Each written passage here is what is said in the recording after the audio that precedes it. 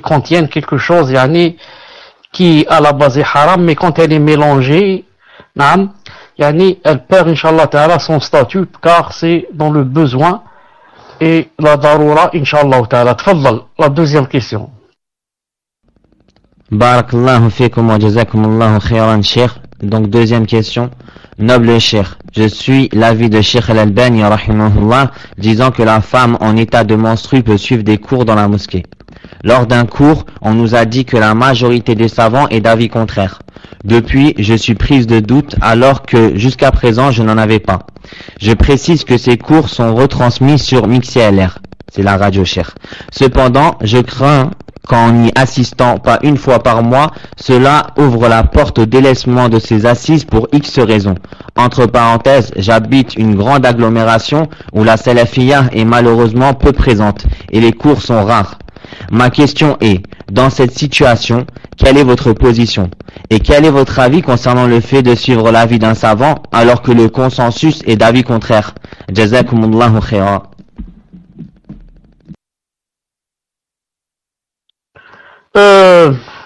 Dans notre religion, alhamdoulilah, il est toujours question de dalil et non pas de voir combien par exemple de savants suivent cet avis et combien de savants suivent l'autre avis. Ici, l'autre avis n'est pas suivi par beaucoup de savants, donc je dois suivre l'autre avis qui est suivi par beaucoup de savants. Il n'y a pas ça dans notre religion, alhamdoulilah. Mais le musulman, avant de prendre un avis, il lit les dalils. Et s'il y a maintenant un avis contraire à cet avis que j'ai choisi, je lis aussi les dalils de l'avis contraire. Ensuite, si j'ai le niveau qui me permet de voir quel est l'avis le plus fort et quels sont les dalils les plus forts, je prends l'avis donc où les dalils sont plus forts, et je n'ai pas besoin de voir combien de savants ont suivi cet avis ou combien d'avant ont suivi l'autre avis. Donc c'est une question de dalil, et ce n'est pas une question de nombre de savants. Donc si la sœur a le cœur consentant et qu'elle est apaisée, son cœur est apaisé par le dalil de Cheikh Al-Albani, parce qu'elle a lu cet avis et a lu les dalils, et qu'elle a lu les dalils de l'autre avis contraire, qu'elle a vu que ces dalils n'étaient pas aussi forts que son avis, donc elle adore Allah subhanahu wa ta'ala en suivant l'avis de Cheikh Al-Albani, et il n'y a Inch'Allah ta'ala aucun problème bi'idhnillah ta'ala, parce que elle n'est pas en train de suivre ses passions, mais elle est en train de suivre l'avis d'un grand savant bi'idhnillah ta'ala. Tfaddal. Barakallahu fikum wa fi ilmikum. Donc troisième question. Dans quoi pouvons-nous dépenser les intérêts que la banque met dans notre compte bancaire? Pouvons-nous les dépenser au profit des nécessiteux ou bien pour le péage autoroute, gasoil, etc. Jazakumullahu khairan ya Cheikh.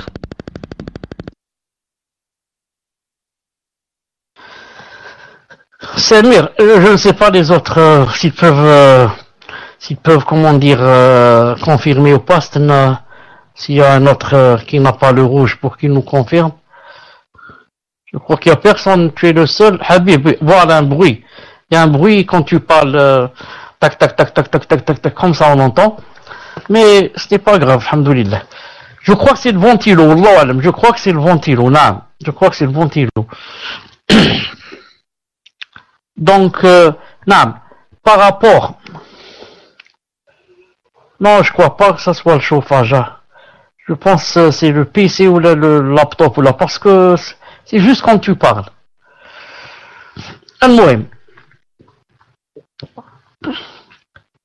Par rapport à l'argent qu'on nous verse sur notre compte comme intérêt. Qu'est-ce qu'on peut faire de cet argent? D'abord, ce qui est plus important que la réponse à cette question, c'est de savoir qu'il est vraiment interdit et que ça rentre dans les grands péchés capitaux. Ça rentre dans les grands péchés et les péchés capitaux. De mettre son argent là où il y a l'usure, riba. Donc la première des choses qu'on doit faire, c'est d'abord retirer l'argent. Retirer l'argent de la banque et le mettre dans une banque où on ne donne pas d'intérêt ou bien carrément le laisser à la maison. Si l'argent est sécurisé à la maison. Mais maintenant, dans le deuxième cas, où on est obligé de mettre l'argent, par exemple, dans la banque, obligé, c'est-à-dire que je ne sais pas comment ça peut être obligé, je ne sais pas comment ça peut être, mais si vraiment on se trouve dans un cas de force majeure, là, et on nous donne cet argent, qu'est-ce qu'on peut faire? On ne peut pas l'employer à des fins personnelles, comme payer l'essence, payer les impôts, payer le PG, tout ça on ne peut pas. Non. On le donne à des nécessiteux. Ou bien on le donne à la construction d'un hôpital, ou bien d'une école, ou bien, non, condition que l'école, bien sûr, soit une école, qui prêche, des valeurs qui ne sont pas contraires à l'islam. Mais on ne peut pas l'employer à, des fins personnelles. Mais on doit le donner, même à des gens qui sont pauvres là, sans leur dire que ça vient de l'usure. Car ça peut lui faire noircir le corps et ne pas accepter cet argent. Naam. Voilà, Inch'Allah Ta'ala, la réponse. Tfadal. Jazakumullahu khairan, Cheikh. Est-ce que vous pouvez me confirmer si le son est toujours le bruit? Alhamdulillah. Donc, quatrième question. Cheikh, en France, de plus en plus d'adolescents, enfants, de frères et de sœurs dévient, arrêtent la salat, désobéissent, n'écoutent pas, certains font de la prison, beaucoup fuguent, de plus en plus. On a besoin de vos conseils. Que faire avec nos adolescents? Jazakumullahu khairan. Je profite ici pour dire, est-ce qu'il n'y aurait pas ici une personne, parmi celles qui sont présentes avec nous, si oui, qu'elle contacte par exemple Samir ou Habib pour dire je suis là, c'est pas la peine qu'elle se montre carrément. Est-ce qu'il n'est pas là cette personne qui m'a envoyé, ça fait pas longtemps, une lettre dans le Gmail, un message, email en même temps pour que je lui réponde, parce que c'est difficile de répondre sur le mail, c'est difficile d'écrire beaucoup, de mails, c'est saturé, vraiment saturé. Donc je profite, si elle est là, elle entend maintenant la réponse. Je parlais d'une personne qui a dit que très bien on veut faire la hijra ou là, mais que parmi les enfants il y a le grand Ada qui veut pas partir avec nous et que comment qu'on va faire, le laisser partir, le cœur de la mère sera déchiré, comment son fils en France, c'est dans le pays de hijra, ne pas partira. Est-ce que cette personne est là, par exemple, en même temps, elle entend avec nous la réponse. Donc, qu'est-ce que je veux dire? Donc, la réponse à cette personne, si elle est là, ou bien à celle qui vient de poser la question maintenant, puisque c'est presque la même question, je dis, ce que vient de poser comme cas, ici, la personne dans cette question, c'est un cas maintenant presque général qu'Allah Ta'ala nous préserve. Même dans les pays musulmans, il y a ce cas. Peut-être il est un peu moindre, mais il y a ce cas. Pourquoi? Vous savez maintenant pourquoi on a tous peut-être le même kahada dans presque toute chaque famille. Presque chaque famille, il y a maintenant un problème de ce genre. J'ai mon beau-frère comme ça. Pourquoi? La vraie cause, il n'y a pas une deuxième cause, la vraie cause et l'ultime cause et la grande cause, c'est le net, c'est l'internet. Et dans l'internet, c'est surtout Facebook, Instagram, je sais pas si ça s'appelle comme ça, et les trucs qui ressemblent comme ça. Voilà.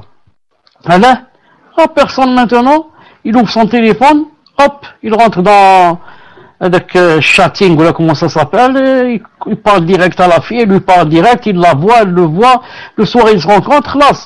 Donc là, ça dit maintenant, Moussiba, une grande Moussiba. Beaucoup de frères qui étaient, Masha'Allah, maintenant sont tombés dans la zina. Beaucoup de sœurs, Masha'Allah, sont tombés dans la zina. Beaucoup de vieux khlas, il lui reste que quelques temps, peut-être il va mourir. Il est tombé dans la zina. Beaucoup de vieilles femmes khlas, normalement, elle va au hajj. Non, elle va rencontrer quelqu'un. C'est vraiment très grave. Vraiment très grave.